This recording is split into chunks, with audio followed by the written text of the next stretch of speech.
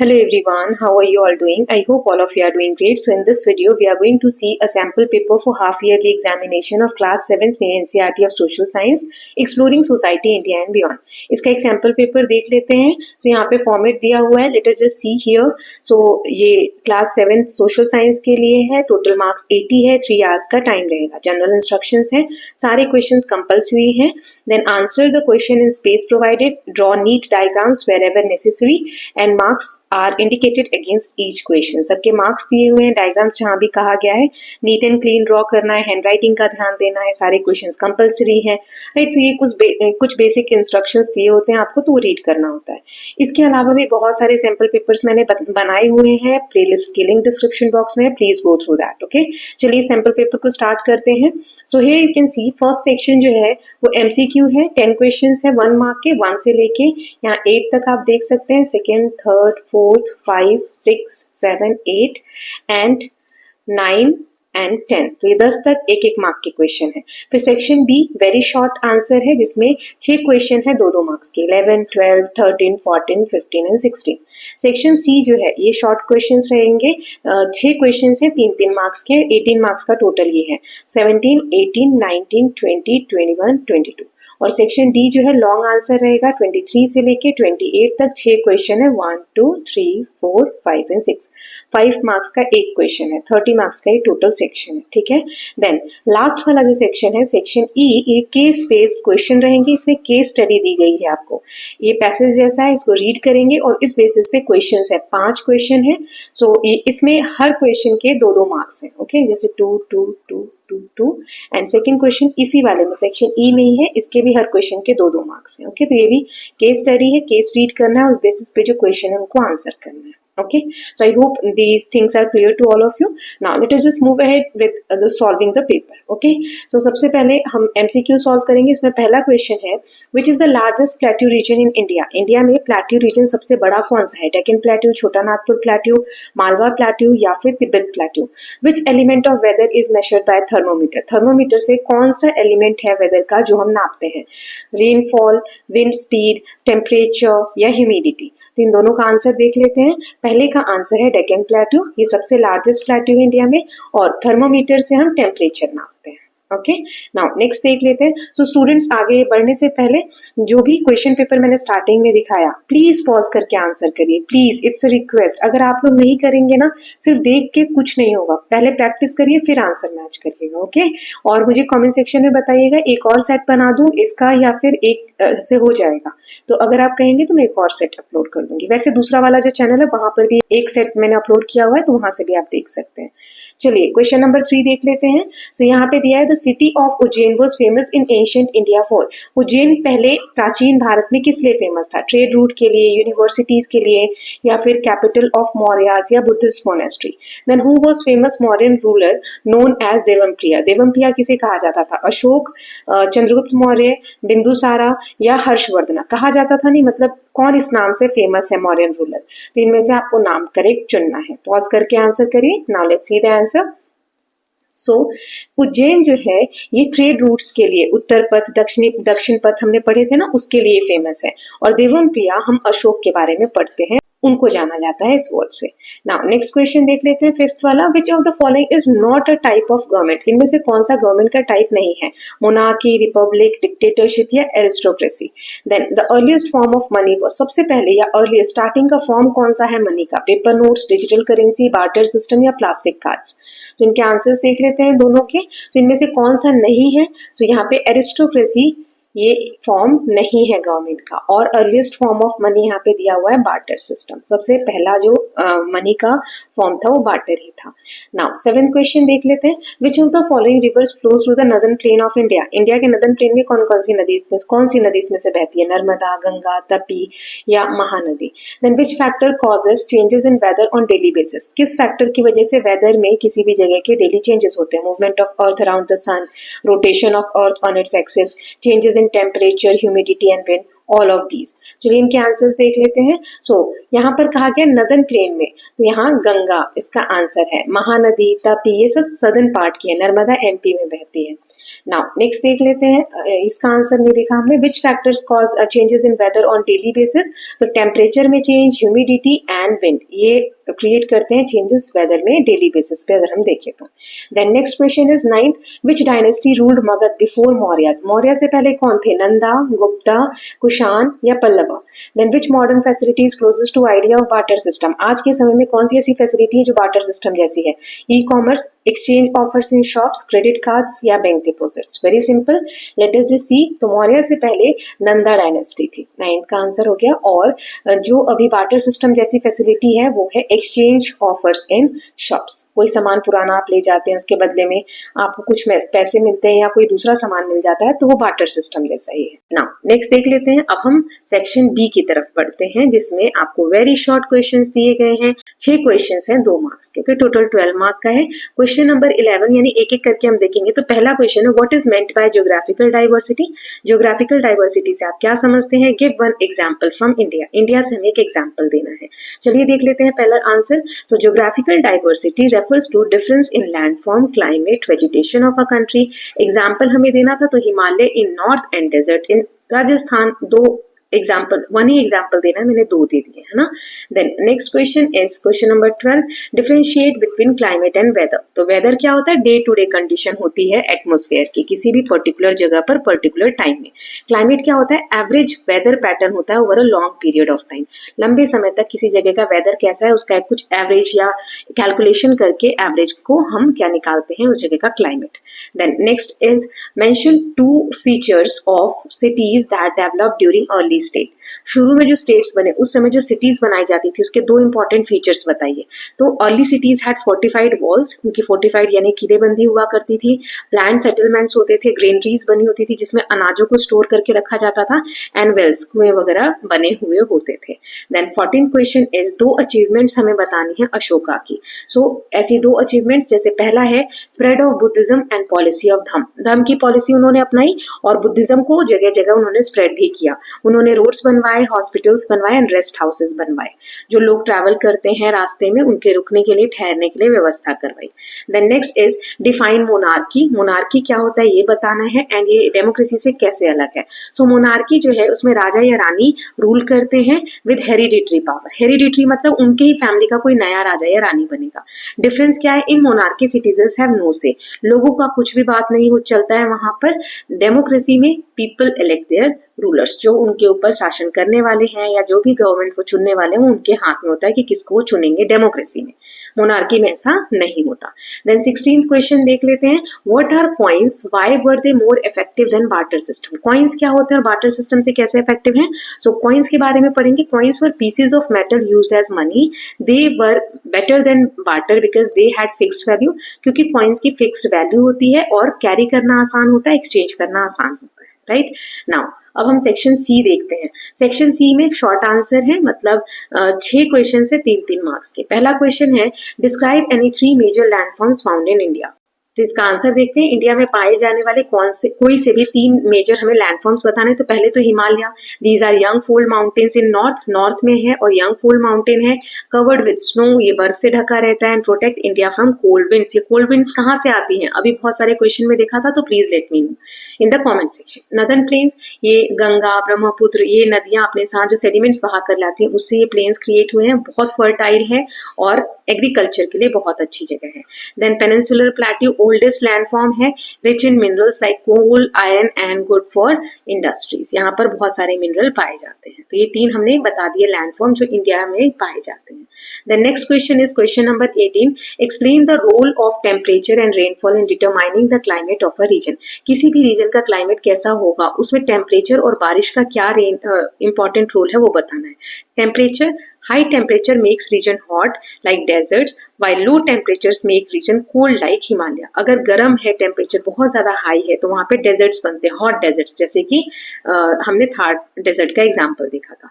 और बहुत low temperature है तो वहां पे कोल्ड डेजर्ट्स बनते हैं, जैसे हिमालय में. Then rainfall, heavy rainfall support forest and crop. Less rainfall जो होंगे वो डेजर्ट्स बनाते हैं. टुगेदर ये लो और हाई टेम्परेचर जो ये मिलकर they decide if a region has hot, cold, wet और dry climate. Okay, now next is write 3 important features of Mahajanpad. महाजनपद के 3 important features बताने हैं. They were large states that emerged around 600 BC with fortified capitals. इनके capitals होते थे जिनको किलाबंदी की गई रहती थी for protection reason. Large states ये जो emerge हुए around 600 BC. Collected taxes from farmers, traders and artisans ताकि इनका administration मजबूत हो. Then permanent armies maintain करना, defense and expansion के लिए वो पैसे को use करते थे. Then question number 20 है describe 3 causes for rise of Magadh. Magadh क्यों इतना आगे ग्रो हुआ, उसके 3 कारण बताने. पहला तो फर्टाइल लैंड, बहुत उपजाऊ जमीन है वहाँ की. Ganga plain supported agriculture and population growth. फिर आयरन ओर वहाँ पर बड़ी मात्रा में पाया गया जिसकी वजह से हेल्प मिला making strong weapons and tools. Then powerful rulers, जो राजा थे बहुत ही मजबूत थे, ताकतवर थे, जैसे Bimbisara, Ajatashatru build strong administration and alliances. उन्होंने बहुत सारे अलायंसेस बनाए. अलायंसेस मतलब जब हम किसी के साथ हाथ मिला लेते हैं वो हमारे सपोर्ट में आ जाता है तो हमारी पावर और ज्यादा बढ़ जाती है. ठीक है. नाउ नेक्स्ट क्वेश्चन देख लेते हैं. Question number 21, explain 3 main features of democracy. Citizen select their representative. 3 हमें फीचर्स बताने हैं डेमोक्रेसी के. तो पहला तो ये हो गया कि सिटीजन रिप्रेजेंटेटिव चुनते हैं फ्री और फेयर इलेक्शन के थ्रू. दूसरा हो गया सारे लोग इक्वल होते हैं, इक्वल बिफोर लॉ, कानून की नजरों में सब बराबर होते हैं, चाहे वो किसी भी कास्ट के हो, किसी भी क्लास के हो या किसी भी जेंडर के हो. It protects fundamental rights like freedom of speech, equality and justice. ये हमारे जो मौलिक अधिकार होते हैं उनको भी प्रोटेक्ट करते हैं. देन क्वेश्चन नंबर 22, 3 एडवांटेजेस बताने हैं मनी के over barter system. Barter system से ज्यादा अच्छी क्यों है मनी का जो एक्सचेंज है. सो मनी के कॉमन मीडियम ऑफ एक्सचेंज होता है. मनी सब जानते हैं, सब सेम मनी यूज करते हैं जो एक कंट्री में रह रहे हैं. Like unlike barter which cause confusion, और इसकी वजह से कंफ्यूजन नहीं होता है. Easy to store and carry compare to bulky goods. इसे कैरी करना, दूर तक ले जाना, स्टोर करके रखना आसान होता है. सामान को जैसे बार्टर सिस्टम में गेहूं वगैरह को स्टोर करके रखना है तो वो टफ है. Has standard and fixed value. इसकी एक स्टैंडर्ड वैल्यू होती है, फिक्स वैल्यू होती है, इसीलिए ट्रेड जो है क्विकर हो जाता है और विश्वास करने लायक रहता है. ओके, तो 22 हो गया हमारा. नाउ सेक्शन डी देख लेते हैं. ये लॉन्ग क्वेश्चन है, इसमें 6 क्वेश्चन है 5-5 नंबर के. एक एक करके देखेंगे. क्वेश्चन 23 है explain the geographical diversity of India in terms of relief, climate and vegetation. Let us just see the answer. 5 number का है तो थोड़ा बड़ा होगा, है ना. Relief, India has snow covered Himalayas, fertile plains, mineral rich plateaus, desert and long coastline. Climate के बारे में बात करें तो एक्सट्रीमली हॉट है डेजर्ट में, वेरी कोल्ड है हिमालयाज में, थार डेजर्ट की बात यहाँ हो रही है, और मॉडरेट है कोस्टल एरियाज में. वेजिटेशन की बात करें तो एवरग्रीन फॉरेस्ट हमें देखने को मिलते हैं जो पूरे साल हरे भरे रहते हैं. वेस्टर्न घाट में थॉर्नी यानी कांटेदार झाड़ियां वगैरह जो होते हैं वो राजस्थान में देखने को मिलते हैं. एल्पाइन ट्रीज जो होते हैं, जो इस तरीके के कोनिकल पेड़ होते हैं ना, ये हमें हिमालय वाले रीजन में देखने को मिलते हैं. मैनग्रोव्स हमें सुंदरबन वाले एरिया में देखने को मिलते हैं. तो ये सारे डाइवर्सिटी हमने देखी इंडिया में किस किस फॉर्म में, रिलीफ के फॉर्म में, क्लाइमेट और वेजिटेशन के फॉर्म में. Now question number 24 है discuss various elements of weather and how they are measured. जो elements होते हैं weather के, जैसे temperature, rainfall, air pressure, wind direction, speed and humidity, ये सारे क्या है elements हैं weather के. So इनका कैसे नापा जाता है इनको वो बताना है. तो टेम्परेचर जो है ये थर्मोमीटर से नापा जाता है. ये बताता है कि कोई भी एरिया हॉट है या कोल्ड कंडीशंस में है. देन रेनफॉल जो है इसे रेन गेज से नापते हैं और ये वाटर की अवेलेबिलिटी कितनी है वो बताते हैं. एयर प्रेशर इसको बैरोमीटर से नापते हैं. विंड और स्टॉर्म से क्या इफेक्ट्स होंगे वो पता चलता है. विंड डायरेक्शन स्पीड के लिए वेन या एनीमोमीटर का यूज करते हैं. ह्यूमिडिटी इसमें हाइग्रोमीटर से इसे हम नापते हैं ह्यूमिडिटी को यानी उमस को. Affect rainfall and comfort level. Okay, now question number 25 देख लेते हैं. यहाँ पर हमें एक नोट लिखना है on emergence of cities and states in early India and with suitable example. कैसे सिटी शुरू में मतलब एंशिएंट इंडिया में ग्रो हुई, इमर्ज हुई, उसके बारे में बताना, एग्जांपल भी देना है. So early janapada grew into mahajanapada like Magadha, Kosala and Vatsa. जैसे सिटीज लाइक पाटलिपुत्र, तक्षशिला ये सेंटर्स बन गए पॉलिटिक्स के, ट्रेड्स के और लर्निंग के. Forts, granaries and plan settlement showed early urban development. Then states collected tax and maintain army is making beginning of organized governance. यहीं से गवर्नेंस, लोगों के प्रति किस तरीके से काम करना है, उन चीजों की शुरुआत हो गई, क्योंकि जो रूलर था वो टैक्स भी कलेक्ट करवाता था और उस पैसों से आर्मी मेंटेन करना, लोगों की भलाई के लिए काम करना, वो सब भी करता था. देन क्वेश्चन नंबर 26 है, explain the administration and policies of Ashoka after Kalinga war. Kalinga war में उसने बहुत ज्यादा मैसेकियर देख लिया था, लड़ाई झगड़ा देख के उसका मन बदल गया और उसने फिर धम्म को अपना लिया था. तो उसकी पॉलिसीज के बारे में हमें बताना है. तो अशोका एम्ब्रेस्ड बुद्धिज्म, उन्होंने बुद्धिज्म को बहुत सपोर्ट किया एंड एडॉप्टेड पॉलिसी ऑफ धम्म, उन्होंने धम्म जो कि पीस और टॉलरेंस को दिखाता है उसको एडॉप्ट किया. फिर उन्होंने sent mission to other countries to spread Buddhism, Buddhism को फैलाने के लिए बाकी की कंट्रीज में भी बहुत सारे मिशनरीज भेजे. देन उसने रोड्स बनवाए, हॉस्पिटल्स बनवाए, रेस्ट हाउस बनवाए, लोगों की भलाई के लिए और एनिमल्स के लिए. Reduced wars, promoted non violence and focused on justice for all. Then question number 27 देख लेते हैं, differentiate between monarchy, dictatorship and democracy with suitable example. तीनों के बारे में हमें बताना है. तो मोनार्की की बात करें तो किंग और क्वीन वहां पर रूल करते हैं. हेरिडिटरी पोजीशन होती है, मतलब old kingdoms of India. Hereditary मतलब कि एक ही फैमिली का कोई अगला पर्सन जो है वो राजा आगे चलकर बनेगा या रानी बनेगी. देन डिक्टेटरशिप मतलब एक ही व्यक्ति के पास बहुत ज्यादा एब्सोल्यूट पावर आ जाए कि जो चाहे वो कर सकता है, तो उसे डिक्टेटरशिप कहते हैं. उसमें लोगों को फ्रीडम नहीं होती, जैसे हिटलर इन जर्मनी एग्जाम्पल है. डेमोक्रेसी जिसमें लोग इलेक्ट करते हैं अपने लीडर्स को उनकी क्वालिटी के बेसिस पे, based on equality and rights. Example India. एक और कंट्री का नाम बताइए जहां पर डेमोक्रेटिक फॉर्म ऑफ गवर्नमेंट है. ओके, नाउ नेक्स्ट देख लेते हैं question number 28. Explain the evolution of money from barter system two coins and modern form. कैसे बार्टर सिस्टम से कॉइन के फॉर्म में आया, फिर आज के जो मॉडर्न फॉर्म से उस फॉर्म में मनी इवॉल्व हुआ, उसके बारे में बताना है. पहले बार्टर सिस्टम, गुड्स को एक्सचेंज करते थे गुड्स के बदले, लेकिन यहाँ पर प्रॉब्लम ऑफ मिसमैच या फिर डबल कोइंसिडेंस ऑफ बॉन्ड का प्रॉब्लम आता था. देन मेटल कॉइन्स आए, silver, copper, gold coin gave fix value and easy trade. फिर पेपर मनी जिसमें लाइट वेटेड होते थे ये, और पूरी दुनिया ने इसको एक्सेप्ट किया, मतलब वाइडली बहुत बड़े लेवल पे से एक्सेप्ट किया गया. आज के समय में digital payments, online banking and UPI for faster transaction. तो इस तरीके से मनी को अगर हम देखें तो ये इवॉल्व हुआ है समय के साथ साथ. नाउ लास्ट सेक्शन है हमारा सेक्शन ई, इसमें केस बेस्ड क्वेश्चन है. तो पहला देख लेते हैं जो कि 29 क्वेश्चन हमें पैसेज पढ़ना है और आंसर करना है. So India experiences a variety of climates due to its vast geographical spread. The Himalayans block the cold winds from Central Asia, making northern India habitable. The Western Ghat receive heavy rainfall due to monsoon winds, while Thar Desert remains dry and hot. Coastal regions like Kerala and Tamil Nadu enjoys a moderate climate throughout the year because of the sea's influence. देखिए यहाँ पे ना India के हर जगह जो अलग अलग different varieties हैं या कह सकते हैं डाइवर्सिटीज हैं क्लाइमेट में, उसके बारे में बात की गई है. जैसे हिमालय जो है ठंडी हवाओं को रोक देता है जो सेंट्रल एशिया से आती है, इस वजह से इंडिया में हैबिटेबल कंडीशन, हैबिटेबल मतलब रहने योग्य, ज्यादा ठंड नहीं है, ज्यादा गर्मी नहीं है. वेस्टर्न घाट में बहुत ज्यादा बारिश होती है मॉनसून विंड के कारण. थार डेजर्ट में इतना ज्यादा ड्राई कंडीशन होता है, हॉट होता है वहाँ का temperature. Coastal region like Kerala, Tamil Nadu, वहाँ पे मॉडरेट टेम्परेचर पाया जाता है थ्रू आउट द ईयर. तो अब इस बेसिस पे क्वेश्चन है, एक एक करके देखते हैं, फिर हम 30th वाला भी देख लेंगे. ओके, तो पहले 29th वाला मैंने रीड कर दिया, ये यहाँ पर थे. इसके क्वेश्चन देख लेते हैं एक एक करके. सो पहला है, why does northern India remain habitable in winter. ठंड में नदर्न इंडिया में बहुत ज्यादा ठंड क्यों नहीं होती, आसानी से हम क्यों रह सकते हैं. So northern India remains habitable in winter because the Himalayas block the extremely cold wind blowing from central Asia. Himalaya क्या करते हैं, जो बहुत ठंडी विंड सेंट्रल एशिया से आती है उनको ब्लॉक कर देते हैं, इंडिया में नहीं आने देते हैं. Preventing them from lowering the temperatures drastically. ये सभी मैंने चैप्टर में बहुत अच्छे से समझाया है. आई होप आप लोगों ने वो वीडियोस देखी हुई है, राइट. नाउ नेक्स्ट देख लेते हैं. सो नेक्स्ट क्वेश्चन है यहाँ पे बी वाला, which mountain range blocks the cold wind from central Asia. कौन सी माउंटेन रेंज ब्लॉक करती है विंड को. Himalayas are the mountain range that act as a natural barrier and block cold winds protecting the northern places. Then why do the western Ghat receive heavy rainfall. Western Ghat में ज्यादा बारिश क्यों होती है, heavy rainfall क्यों होता है. Because as the southwest monsoon wind rises and condenses on hitting the mountain slopes causing orographic rain.